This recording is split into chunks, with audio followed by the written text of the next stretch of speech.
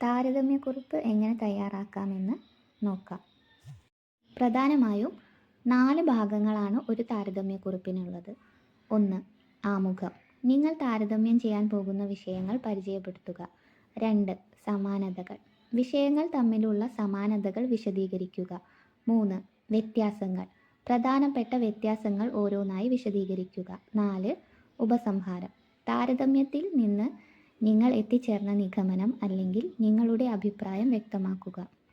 ഉദാഹരണത്തിന്, ഒരു കവിതയെ മറ്റൊരു കവിതയുമായിട്ട് താരതമ്യം ചെയ്ത് കുറിപ്പ് തയ്യാറാക്കുന്നത് എങ്ങനെയാണ് എന്ന് നോക്കാം. 1. കവിതകളുടെ ആമുഖം. നിങ്ങൾ താരതമ്യം ചെയ്യാൻ തിരഞ്ഞെടുക്കുന്ന 2 കവിതകളുടെയും പേരും കവികളുടെ പേരും കവിതയുടെ ഇതിവൃത്തവും ആമുഖത്തിൽ നൽകുക. 2.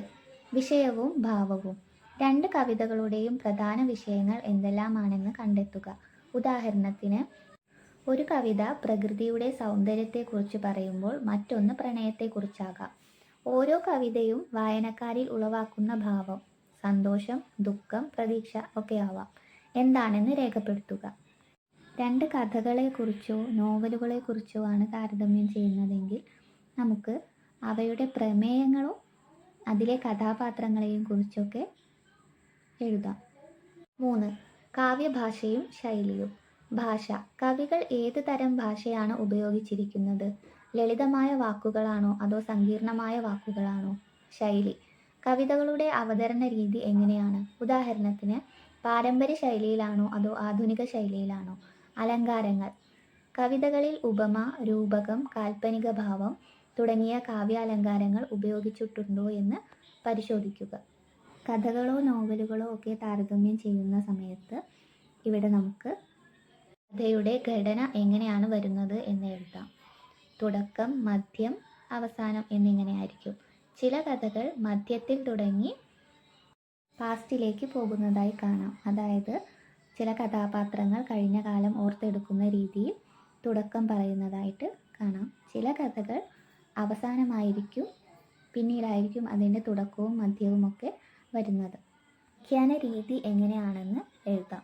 ചില കഥകളിൽ ഫസ്റ്റ് പേഴ്സൺ ആയിരിക്കും കഥ പറയുന്നത്, ചിലതിൽ തേർഡ് പേഴ്സൺ ആയിരിക്കും. അങ്ങനെ വരുന്ന സാഹചര്യങ്ങളുണ്ട്. അപ്പോൾ നമുക്ക് ഏത് രീതിയിലാണ് ആഖ്യാന രീതി എന്നുള്ളത് കൊടുക്കാം. 4. സമാനതകളും വ്യത്യാസങ്ങളും. സമാനതകൾ.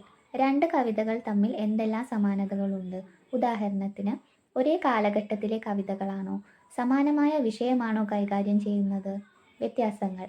വിഷയത്തിലോ ഭാഷയിലോ ശൈലിയിലോ അലങ്കാരങ്ങളിലോ ഉള്ള വ്യത്യാസങ്ങൾ വിശദീകരിക്കുക. 5. ഉപസംഹാരം.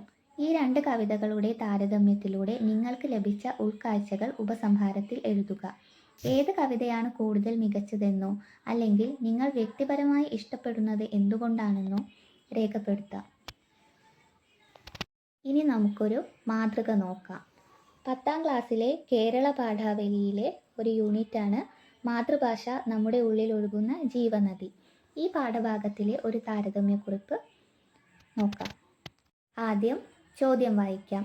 അധിനിവേശ സംവിധാനം എന്താണ് ഞങ്ങളെപ്പോലുള്ള കെനിയൻ കുട്ടികളിൽ ചെയ്തത്?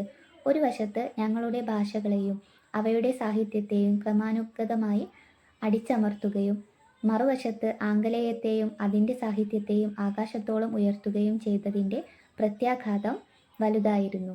മനസ്സുകളുടെ അപകോളനീകരണം. ഗുഗി വാ തിയോങ്കോ. ബ്രിട്ടീഷുകാർ നമ്മുടെ നാടിനുമേൽ ആധിപത്യം സ്ഥാപിക്കാൻ ഉപയോഗിച്ചിരുന്ന ആയുധം അവരുടെ ഭാഷയായിരുന്നു. മനുഷ്യൻ ഏതു ഭാഷയാണോ സംസാരിക്കുന്നത് ആ നാടിൻ്റെ ആളായി മാറും എന്ന സത്യം അവർക്ക് നന്നായി അറിയാമായിരുന്നു. പ്രകാശ് രാജ്. മാതൃഭാഷയ്ക്ക് മേലുള്ള അധിനിവേശത്തിൻ്റെ പ്രത്യാഘാതങ്ങളെക്കുറിച്ചുള്ള 2 എഴുത്തുകാരുടെയും നിരീക്ഷണങ്ങൾ താരതമ്യം ചെയ്ത് കുറിപ്പ് തയ്യാറാക്കുക. കുറിപ്പ്. മാതൃഭാഷയുടെ മേലുള്ള അധിനിവേശത്തിൻ്റെ പ്രത്യാഘാതങ്ങൾ. കെനിയൻ എഴുത്തുകാരനായ ഗുഗി വാ തിയോങ്കോയുടെ മനസ്സുകളുടെ അപകോളനീകരണം എന്ന പുസ്തകത്തിൽ നിന്നുള്ള ഭാഗവും നടനും എഴുത്തുകാരനുമായ പ്രകാശ് രാജിൻ്റെ നമ്മെ വിഴുങ്ങുന്ന മൗനം എന്ന ലേഖനത്തിൻ്റെ ഭാഗവുമാണ് ചോദ്യത്തിൽ നൽകിയിട്ടുള്ളത്. ഗുഗി വാ തിയോങ്കോയുടെയും പ്രകാശ് രാജിൻ്റെയും വാക്കുകൾ മാതൃഭാഷയ്ക്ക് മേലുള്ള അധിനിവേശത്തിൻ്റെ പ്രത്യാഘാതങ്ങളെക്കുറിച്ച് ശക്തമായ നിരീക്ഷണങ്ങൾ മുന്നോട്ട് വയ്ക്കുന്നു. ഇരു എഴുത്തുകാരും ഈ വിഷയത്തെ വ്യത്യസ്ത കോണുകളിൽ നിന്നാണ് സമീപിക്കുന്നത്. എങ്കിലും അവരുടെ നിരീക്ഷണങ്ങൾ പരസ്പരം പൂരകങ്ങളായി നിലകൊള്ളുന്നു. ഗൂഗി വാത്തിയോങ്കയെ സംബന്ധിച്ചിടത്തോളം മാതൃഭാഷയുടെ അടിച്ചമർത്തൽ ഒരു സാംസ്കാരിക അധിനിവേശമാണ്. അദ്ദേഹത്തിൻ്റെ നിരീക്ഷണത്തിൽ ഒരു ഭാഷയെ അടിച്ചമർത്തുന്നതിലൂടെ ആ ഭാഷയുടെ സാഹിത്യത്തെയും സംസ്കാരത്തെയും ഇല്ലാതാക്കുന്നത്. കൊളോണിയൽ ശക്തികൾ തങ്ങളുടെ ഭാഷയെ മഹത്വവൽക്കരിക്കുന്നതിലൂടെ കീഴടക്കിയ ജനതയുടെ മനസ്സുകളിൽ ഒരു തരം അപകർഷതാബോധം സൃഷ്ടിക്കാൻ ശ്രമിച്ചു. തദ്ദേശീയ ഭാഷകളും സാഹിത്യവും താഴ്ന്ന നിലയിലാണെന്ന് വിശ്വസിപ്പിക്കുക വഴി സ്വന്തം സത്വത്തെയും പാരമ്പര്യത്തെയും തള്ളിപ്പറയാൻ കൊളോണിയൽ ശക്തികൾ അവരെ പ്രേരിപ്പിച്ചു. അതുകൊണ്ടുതന്നെ ഗൂഗി വാത്തിയോങ്കോയുടെ കാഴ്ചപ്പാടിൽ ഇത് മനസ്സിനെ കോളനിവൽക്കരിക്കുന്ന ഒരു പ്രക്രിയയാണ്.